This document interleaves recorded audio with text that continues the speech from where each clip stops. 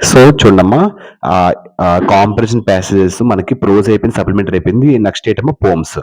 Top 10 sure short comprehension questions. దేని మీద? Dust of snow and fire and ice మీద. ఓకేనమ్మా. First, who should the dust of snow on the poet. షూ కంటే ఏంటి అర్థం? షూ కంటే అది ఏదైనా ఊపడం అన్నమాట. అంటే ఎగ్జాంపుల్ కాకి చెట్టును కదపడం. సో అందువల్ల చెట్టుపై ఉన్న మంచు కింద పడడం, దాన్ని షూక్ అని అంటారు. ఓకేనా?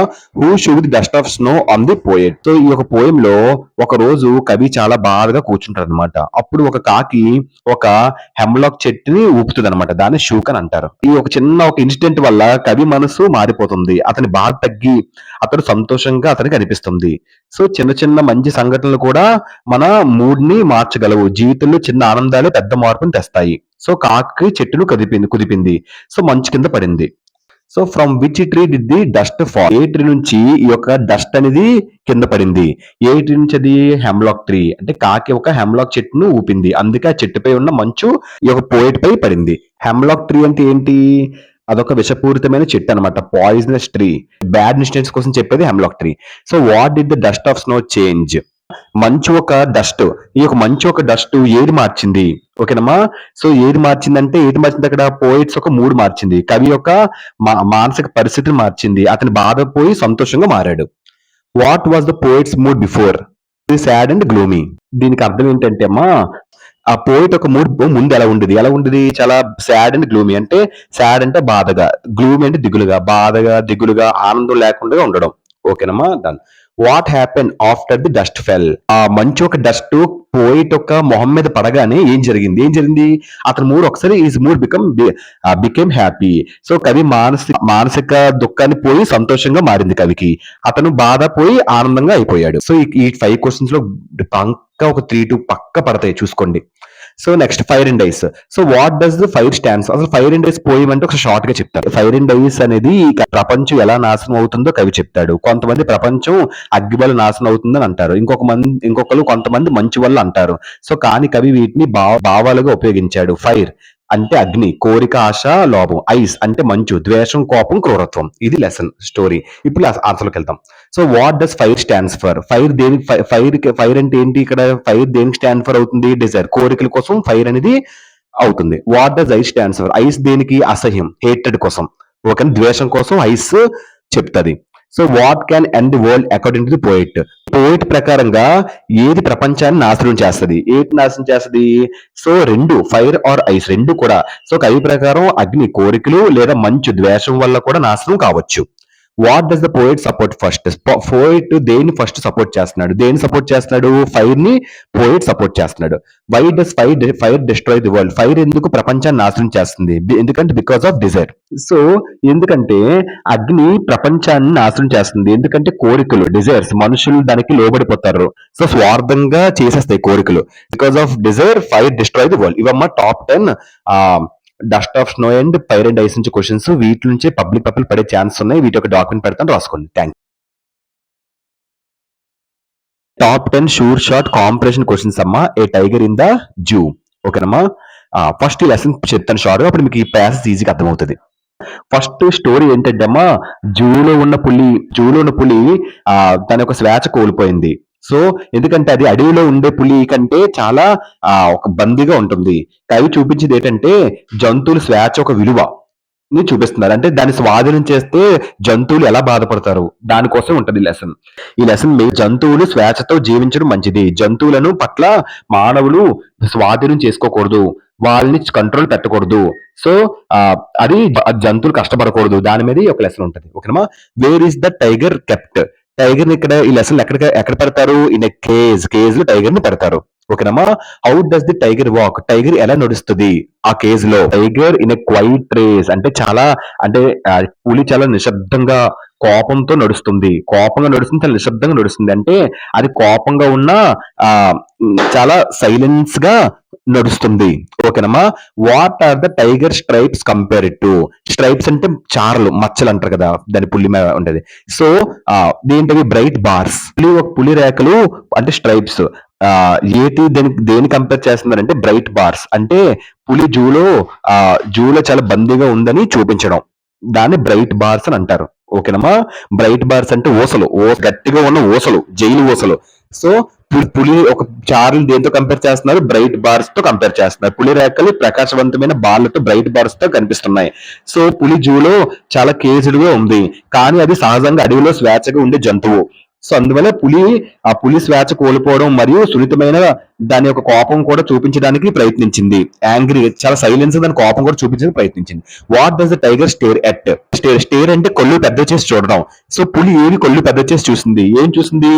The brilliant stars. పులి ప్రకాశవంతమైన నక్షత్రాలను చూస్తుంది. అంటే జూలో ఉన్న పులి ఇంకా ప్రకృతి అందాన్ని గమనిస్తుంది. What is the tiger longing for?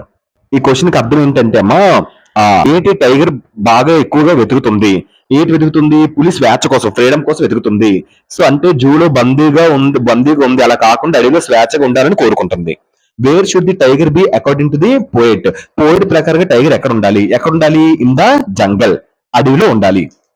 So what sound does the tiger make at night? రాత్రిపూట్ల టైగర్ ఎలాంటి సౌండ్ చేస్తుంది? ఏ సౌండ్ చేస్తే? స్నార్ల్. అంటే రాత్రిపూట్ల చాలా స్నార్ల్ అంటే గర్జన. ఓకేనమ్మా, చాలా అంటే సౌండ్, గర్జన అంటారు కదా, అది చేస్తుంది, దాన్ని స్నార్ల్ అంటారు. అంటే బందీగా ఉండడం వల్ల కోపంతో గర్జిస్తుంది. ఓకేనా, స్నార్ల్ అంటే గర్జించడం. Who should be afraid of the tiger? Tiger చూసి ఎవరు భయపడుతున్నారు? ఎవరు? అక్కడ విలేజర్స్. విలేజర్స్ ఏమొచ్చి భయపడుతున్నారు టైగర్ చూసి. What has cage the tiger? ఎవరు టైగర్ ని బంధించారు? ఎవరు బంధించారు? హ్యూమన్స్. పులిని మనుషులు బంధించగా జూలో పెట్టారు. అంటే పులి అడవిలో స్వేచ్ఛగా ఉండే జీవితం కోల్పోయింది మనుషుల వల్ల. What is the main idea of the poem? ఈ పోయం మెయిన్ ఐడియా ఏంటి? Animals freedom. యానిమల్స్ కూడా ఫ్రీడమ్ అనేది ఉండాలి. నేను చెప్తుంది జంతువులు స్వేచ్ఛగా ఉండాలి. సో బందీగా ఉండడం వల్ల జంతువులు చాలా దుఃఖాలు పడతాయి. ఇక్కడ జంతువులు కూడా ఫ్రీడమ్ ఉండాలి. ఇలా ఇవమ్మా top 10 sure short competition questions అమ్మా టైగర్ ఇన్ ది జూ. ఓకేనమ్మా, థ్యాంక్ యూ.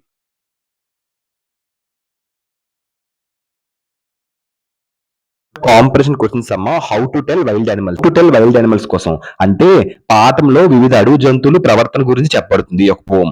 కొన్ని జంతువులు చాలా ఫ్రెండ్లీగా ఉంటాయి, ఎగ్జాంపుల్ బీర్. సో అది హగ్ ఇస్తుంది. కొన్ని జంతువులు చాలా హానికరమైన, ఎగ్జాంపుల్ పులి, సింహం, ఇవి దాడి చేయొస్తాయి. మానవులు జాగ్రత్తగా ఉండటానికి ఎటువంటి జంతువులు స్నేహపూర్వకంగా ఉంటాయి, ఎటువంటి ప్రమాదకరంగా ఉంటాయో తెలుసుకోవాలి. సో అదే ఈ పోయం కి how to tell wild animals కి షార్ట్ ఎక్స్ప్లెనేషన్. ఇప్పుడు మనం అసలులోకి వెళ్ళిపోదాం. Which animals gives a friendly hug? ఏ యానిమల్ మీకు ఫ్రెండ్లీ హగ్ ఇస్తుంది? How to tell wild animals poem లో ఏమిస్తుంది? బీర్, ఎలుగుబంటి ఇస్తుంది. Which animal will smile while killing? ఏంటది? The crocodile. క్రొకోడైల్ నవ్వుతూ కనిపిస్తుంది. సో ఏ యానిమల్ నవ్వుతూ కనిపిస్తుంది చంపినప్పుడు? క్రొకోడైల్ చాలా ఈ యొక్క చుండ్రంగా నవ్వుతూ కనిపిస్తుంది, కానీ అది హానికరమైనది, దాడి కూడా చేసి చంపగలదు ఆ పోయంలో.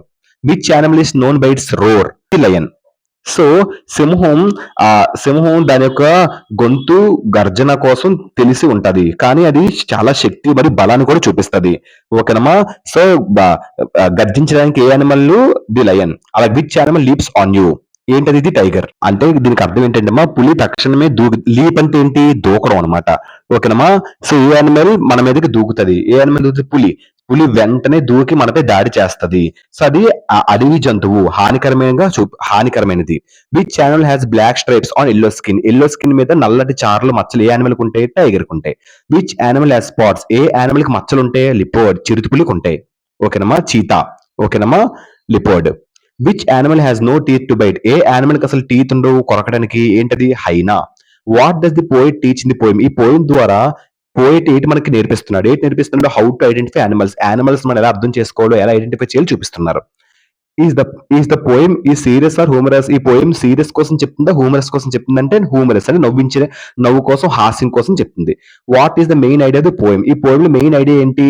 Wild animals are dangerous. Wild animals చాలా హానికరమైనవి, అవి చాలా డేంజరస్ అని చూపిస్తుంది. సింపుల్ ఈ పోయం. ఓకేనమ్మా. మ్యాక్సిమం ఇది ఇవ్వకపోవచ్చు, బట్ ఒకసారి నేర్చుకుందాం. ఇవమ్మా top sure short competition questions అమ్మా how to tell wild animals లో. So top 10 sure short competition questions the ball poem కోసం ఫస్ట్ ఇవమ్మా top 10 sure short competition questions ball poem నుంచి. ఒకసారి బాల్ పోయం కోసం మీకు షార్ట్ గా చెప్తాను. పోయం కోసం షార్ట్ గా చెప్పాలంటే మా బాల్ పోయం అంటే, ఈ పోయం లో ఒక చిన్న అబ్బాయి తన బంతిని కోల్పోతాడు. బంతి పడిపోయి నీటిలో అది మాయమైపోద్ది. అబ్బాయి దీన్ని చూసి చాలా అంటే చాలా బాధపడతాడు, కానీ అది అతనికి ముఖ్యమైన జీవిత పాఠం, లైఫ్ లెసన్ గా మారుతుంది. ఎందుకంటే ఆ కవి చెప్పింది మనకి ఏంటంటే, మనం జీవితంలో నష్టాలు ఏటేటో ఎన్నెన్నో ఎదుర్కోవాలి, ఎన్నెన్నో కోల్పోతాం. సో నష్టం వల్ల మనం ఫ్రీడమ్, బాధ్యత, బాధ భావాన్ని కూడా మనం అర్థం చేసుకోవాలి.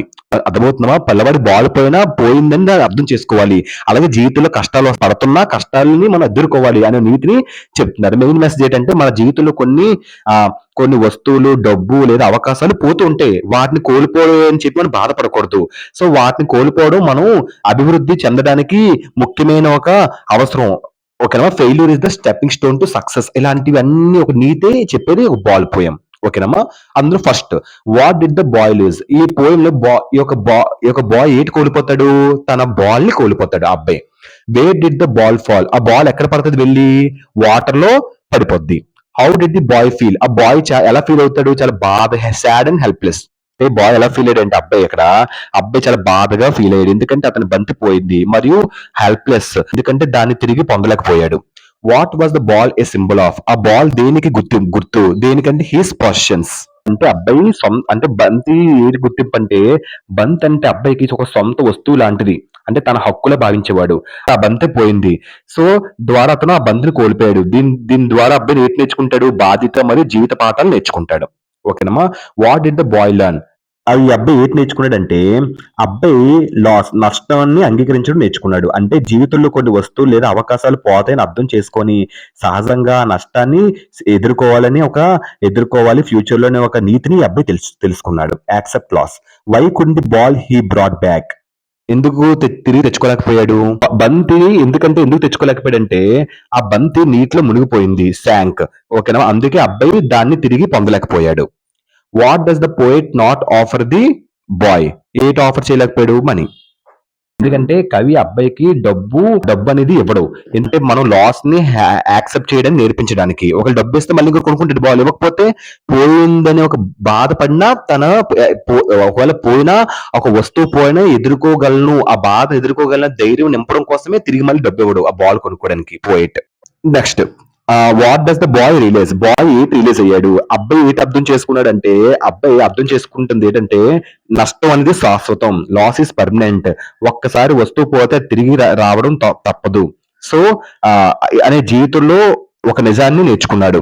What is the central idea of the poem learning to loss? అంటే ఈ పోయం లో సెంట్రల్ ఐడియా ఏంటి మనకి నేర్పిస్తుంది? ముఖ్యమైన థింగ్ ఏంటి పోయంలో అంటే, ఇందులో ప్రధాన ఆలోచన దాన్ని సెంట్రల్ ఐడియా అంటారు. అంటే నష్టాల ద్వారా నేర్చుకోవడం ఏదైనా, లెర్నింగ్ త్రూ లాస్. అంటే జీవితంలో వస్తువులు, అవకాశాలు కోల్పోవడం సాధారణం. ఆ నష్టాల నుండి ముఖ్యమైన పాఠాలు నేర్చుకోవాలని చెప్తుంది. What does the bye stand and stair at? ఏంటి ఇక్కడ బాయ్ నించొని కళ్ళు పెద్దవి చేసి చూస్తున్నాడు. దేనికసి చూస్తున్నాడు? వాటర్ కసి చూస్తున్నాడు. అంటే అబ్బాయి నిశ్శబ్దంగా దేన్ని చూశాడు? వాటర్ ని చూస్తూ ఉంటాడు. ఎందుకంటే అతని బంతి మునిగిపోయింది మరియు అతను బాధతో చాలా హెల్ప్లెస్ గా కనిపిస్తాడు.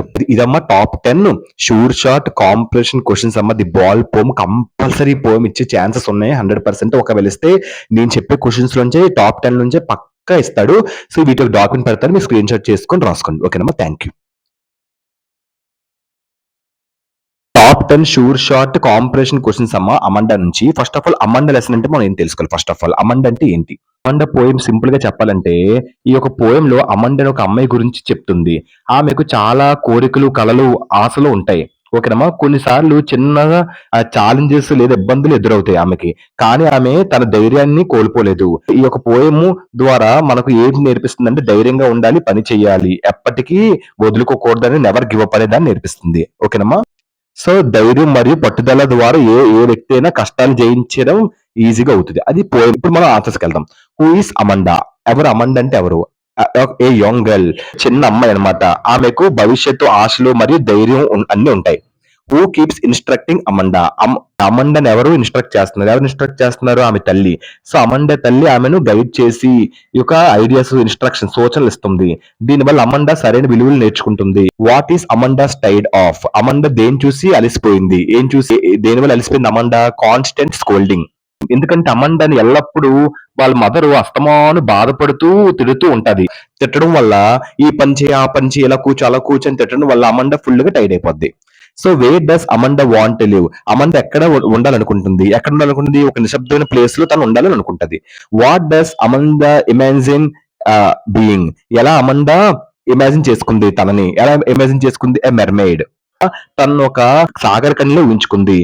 తద్వారా ఆమె నిజ జీవిత సమస్యల నుండి హాయిగా, స్వేచ్ఛగా ఉండాలని కలలు కంటుంది. ఓకేనమ్మా, done. Why does Amanda imagine things? ఎందుకు అమండా థింగ్స్ ని ఇమాజిన్ చేసుకుంటుంది? ఎందుకు ఇమాజిన్ చేసుకుంటుంది? To escape. అమండా ఊహించడం ఎందుకంటే ఆ సమస్యలు, ఈ యొక్క వాళ్ళ లేదా ఇబ్బందుల నుండి తప్పించుకోవడానికి, దీనివల్ల ఆమె మనసులో స్వేచ్ఛగా మరియు సంతోషంగా ఉండడం కోసం ఎస్కేప్ ని ఊహించుకుంది. What does Amanda want most? అమండాకి అసలు ఏది ఎక్కువ కావాలి? ఏది ఎక్కువ కావాలి? అసలు ఫ్రీడమ్ కావాలి. ఎందుకంటే వాళ్ళ మదర్ కంటిన్యూస్ గా తిట్టడం, కొట్టడం, ఈ పని చేయి, ఆ పని చేయి, ఇలా గోర్లు కొరకు, అలా గోర్లు కొరకు అని అస్తమాను వాళ్ళ మదర్ తిట్టడం వల్ల అమండాకి ఫ్రీడమ్ కావాలని కోరుకుంటుంది. Is Amanda happy? ఆ పోయం లో అమండా హ్యాపీగా ఉందా? సో నో, అమండా ఆ పోయం లో హ్యాపీగా ఉండదు. ఎందుకంటే వాళ్ళ మదర్ స్కోల్డింగ్ వల్ల. వాళ్ళ మదర్ మంచిగా చెప్తుంది కానీ అమండా అది నెగిటివ్ గా ఆలోచిస్తుంది. What kind of life does Amanda wish for? ఎలాంటి లైఫ్ అమండా కోరుకుంటుంది? ఎలాంటి లైఫ్? పీస్ఫుల్ లైఫ్, ఆనందకరమైన జీవితాన్ని కోరుకుంటుంది. అంటే అమండా కోరుకుంటుంది, ఏంటి కోరుకుంటుంది? చాలా శాంతంగా ఉన్న జీవితాన్ని కోరుకుంటుంది. అంటే ఎటువంటి గొడవలు, ఎటువంటి కంప్లైంట్స్ లేకుండా సంతోషంగా ఉండే జీవితాన్ని కోరుకుంటుంది. సో ఈ పోయం లో what is the main idea of the poem? ఈ పోయం లో మెయిన్ ఐడియా ఏంటి? ముఖ్యమైన సందేశం ఏంటంటే చిల్డ్రన్ నీడ్ ఫ్రీడమ్ అనే దాన్ని నేర్పిస్తుంది. ఈ యొక్క పోయంలో ముఖ్యమైన సందేశం ఏంటి? ముఖ్యమైన సందేశం ఏంటి? ఈ యొక్క పోయంలో ప్రధాన సందేశం ఏంటి? పిల్లలకు స్వేచ్ఛ అవసరం. అంటే పిల్లలు ఆలోచించడానికి, ఊహించడానికి, సరదాగా జీవించడానికి అవకాశం ఇవ్వాలి. సో ఎల్లప్పుడూ డెసిషన్స్, కంప్లైంట్స్ చేస్తే పిల్లలు విసుగు మరియు అసంతృప్తిగా ఉంటారు. ఓకేనమ్మా, అది మెయిన్ ఐడియా. ఇవమ్మా top 10 sure shot comprehension questions అమ్మా అమండా నుంచి. సో ఇవే మాక్సిమం పడే అవకాశాలు ఉన్నాయి. అమండా పోయం ఇస్తే డాక్యుమెంట్ పెడతాను, రాసుకోండి. Top 10 sure shot comprehension questions on the trees. ఓకేనమ్మా, ఇందులో టాప్ 10 చూద్దాం ఏంటో. పోయం ఏంటంటే చెట్టు మరియు వాటి ప్రకృతిలో ప్రాముఖ్యత గురించి చెప్పబడుతుంది. చెట్లు ఆక్సిజన్, నీడ, ఫ్రూట్స్, ఎన్విరాన్మెంట్ రక్షణను కల్పిస్తాయి. అవన్నీ ఇచ్చి ఎన్విరాన్మెంట్ కి రక్షణ కల్పిస్తాయి. ఈ పాఠం చెట్లను గౌరవించాలి మరియు రక్షించాలి, ఎందుకంటే అవి మన జీవితం కోసం అవసరం. ఓకేనమ్మా, first where are the trees kept? Trees ని ఎక్కడ పెడతారు? ఎక్కడ? Inside the house. అంటే దీనికి అర్థం ఏంటమ్మా, చెట్లు ఎక్కడ ఉంటాయి? Trees inside the house. చెట్లు ఇంట్లో ఉంచబడతాయి. అంటే మనుషులు ప్రకృతిని తాము దగ్గర ఉంచాలని ప్రయత్నిస్తారు, అందుకే inside the house. Wear do the trees want to go? Trees ఎక్కడికి వెళ్ళాలనుకుంటున్నాయి? ఇన్ ద ఫారెస్ట్ లోకి, అడవిలోకి. చెట్లు అడవిలో వెళ్ళాలని కోరుకుంటున్నాయి. అంటే సహజ పరిస్థితుల్లో స్వేచ్ఛగా పెరగాలని అవి కోరుకుంటున్నాయి.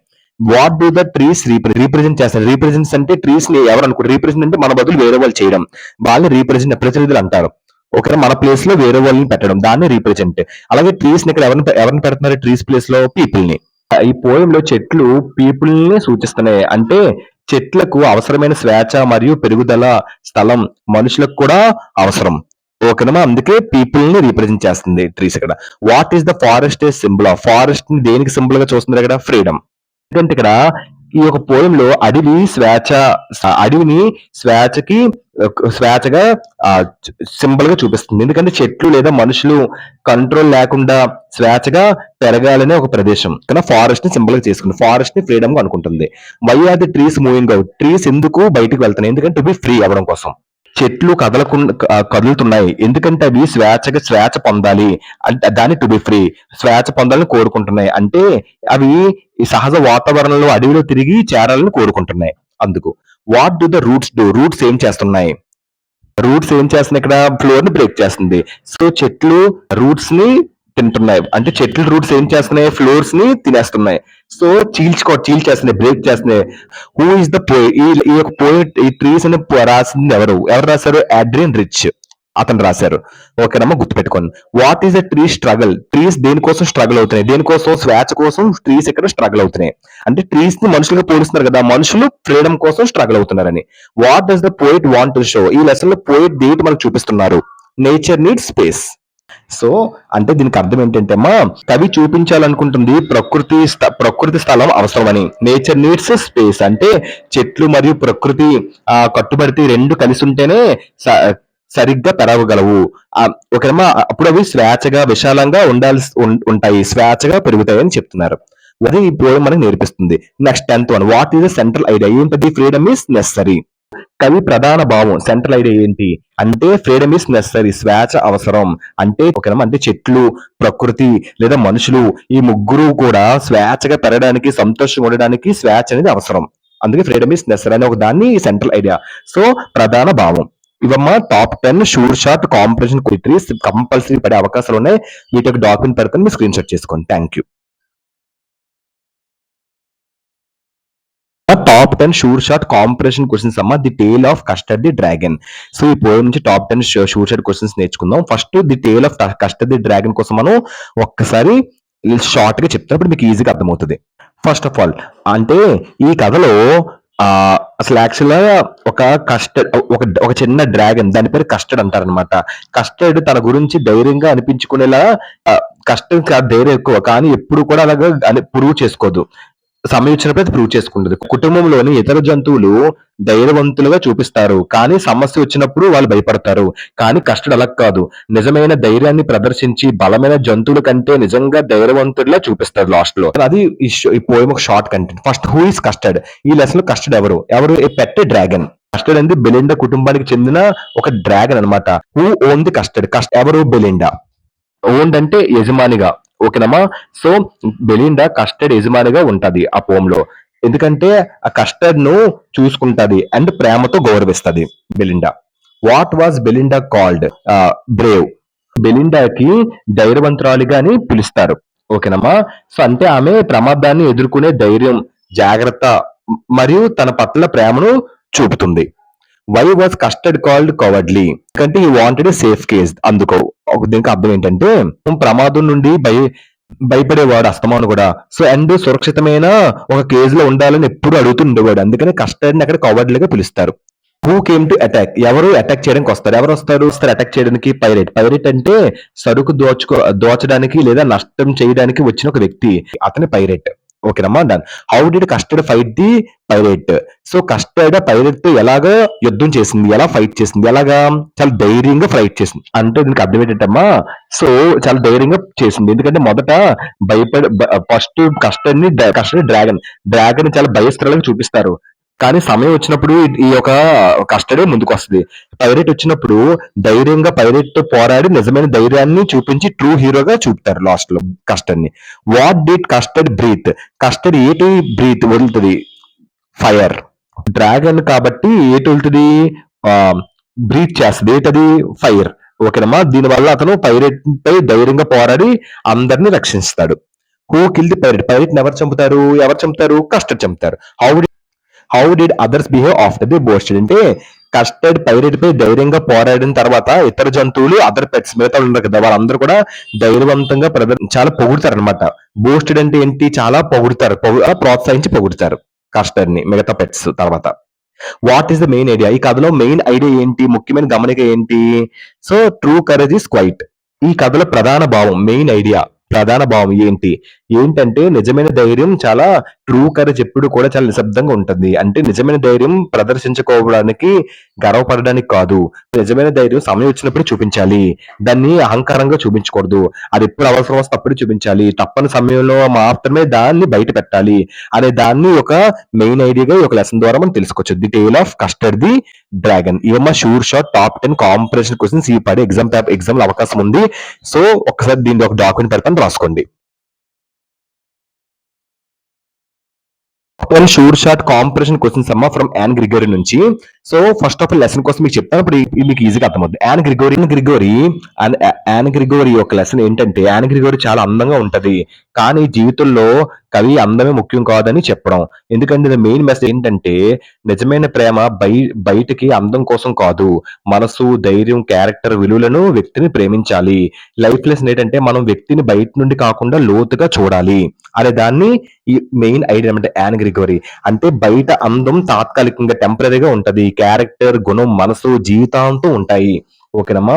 సో అదే యాన్ గ్రిగోరీ ఒక మెయిన్ కంటెంట్. ఇప్పుడు మనకి ఈజీగా అర్థమవుతుంది. హూ ఇస్ యాన్ గ్రిగోరీ, అసలు యాన్ గ్రిగోరీ అంటే ఎవరు ఏ యంగ్ గర్ల్, ప్రొనౌన్సియేషన్ సారీ, అన్నే గ్రిగోరీ, ఓకే, అన్నా గ్రిగోరీ, ఓకే. హూ ఇస్ అన్న గ్రిగోరీ ఎవరమ్మా, ఏ యంగ్ గర్ల్. అంటే ఆమె యొక్క ఆమె చిన్న అమ్మాయి, ఆమె చాలా అందంగా ఉంటది. కానీ ఈ పోయంలో చెప్పేది ఏంటి, బయటకు అందం కంటే లోతైన గుణాలు మరియు వ్యక్తిత్వం చాలా ముఖ్యం. హూ ఈ స్పీకింగ్ ఇన్ ది పోయం, ఈ పోయం ఎవరు మాట్లాడుతున్నారు, పోయిట్ మాట్లాడుతున్నాడు, ఓకేనమ్మా. What does an worry about, an అన్నే ఏంటి దిగులు చెందుతుంది, దేనికి, హెర్ లుక్స్, అన్ని గ్రిగోరి తన అందాన్ని గురించి ఆందోళన చెందుతుంది. అంటే ఆమె మరొకరి దృష్టిలో ఆమెను గుర్తించేది కేవలం ఆమె బయట అందమే అని అనుకుంటుంది. ఓకేనమ్మా. డన్. హెయిర్ లుక్స్ ఆమెకి దిగులు చెందుతున్నాయి. What colour is Anne's hair? Anne ఒక హెయిర్ కలర్ ఏంటి? Yellow colour. ఓకేనమ్మా. అన్నే జుట్టు పసుపు రంగులో ఉంటది. అన్నేను ఎందుకు ప్రజలు ఇష్టపడతారు? ఎందుకంటే ఫర్ హర్ బ్యూటీ. ప్రజలందరూ అన్నని ఎందుకు ఇష్టపడతారు? ఎందుకు మనుషులందరూ అన్నే గ్రిగోరిని ప్రేమించడం ఎందుకు ప్రేమిస్తారంటే ఆమె యొక్క అందం కోసం. ఆమె వ్యక్తిత్వం కాకుండా ఆమె అందం చూసి అందరూ మెచ్చుకుంటారు అక్కడ. ఓకేనమ్మా. అది. What does the poet say about true love? Poet ఇక ట్రూ లవ్ కోసం ఏంటి వివరిస్తున్నాడు? It loves the soul. Loves the soul అంటే అర్థం ఏంటి అసలు? మీనింగ్ పోయెట్ ట్రూ లవ్ అంటే ఏంటి వివరిస్తున్నాడు ట్రూ లవ్ అంటే? ఇట్ లవ్స్ ది సోల్ అంటే పోయెట్ మనకి ఏంటి నేర్పిస్తున్నాడంటే ట్రూ లవ్ అనేది బయట వచ్చే అందం కాదు. ఇది మన ఒక క్యారెక్టర్ ని మనలో ఉన్న పర్సన్ ఒక ఇన్నర్ క్వాలిటీస్ కోసం అప్రిషియేట్ చేస్తే true love. Okay. What should be loved truly? Inner. So నిజమైన ప్రేమ ఏంటి? నిజమైన ప్రేమ అంటే ఇన్నర్ అంటే ఏం తెలుసు ఇక్కడ? ఇన్నర్ క్వాలిటీస్, లోపల గుణాలు. అంటే మనసు అంటే ఎప్పుడు కూడా క్యారెక్టర్స్, వర్చ్యూస్ ఇవన్నీ కూడా ఇన్నర్ క్వాలిటీస్. అవే ఎక్కువగా ప్రేమించాలి. ఓకేనమ్మా. అవే ముఖ్యమైనవని. What is outer beauty? Outer beauty అంటే ఏంటి ఇక్కడ? టెంపరరీ. అంటే బయట అందం చాలా తాత్కాలికం, టెంపరరీ మాత్రమే. అంటే బయట రూపం ఎప్పటికీ అది నిలవదు. నిజమైన రూపం, నిజమైన విలువ వ్యక్తిత్వం, గుణాలు మరియు మనసులో ఉంటుంది. సో ఔటర్ బ్యూటీ అనేది temporary. What is inner beauty? Inner beauty poem తో కంపేర్ చేస్తే ఏంటి? Inner beauty permanent. అంటే వ్యక్తిత్వం, గుణాలు, మనసు శాశ్వతంగా ఉంటాయి. మరియు బయట అందం కంటే ముఖ్యం ఇన్నరే. అందుకే పర్మనెంట్ అన్నారు ఇన్నర్ బ్యూటీని. ఇందులో ఈ పోయిలో యాన్ గ్రిగరీలో what is the central idea ఏంటి? Inner beauty matters. ప్రధాన భావం ఏంటి? లోపల అందం, ఇన్నర్ బ్యూటీ. నిజమైన ప్రేమ మరియు గౌరవం వ్యక్తి యొక్క గుణాలు అండ్ వ్యక్తి యొక్క మనస్సు చూసి వస్తుంది, బయట రూపాన్ని చూసి కాదు. నిజమైన ప్రేమ మరియు గౌరవం వ్యక్తిత్వం, గుణాలు మరియు మరియు మనసు చూసి వస్తుంది, బయట రూపాన్ని చూసి కాదు. ఇది సెంట్రల్ ఐడియా. ఇవమ్మా top 10 sure short competition questions for Anne Gregory. ఇందులో నుంచి పక్క 100% పడే ఛాన్సెస్ ఉన్నాయి. వీటికి డాక్యుమెంట్ పెడతాను, రాసుకోండి. Thank you.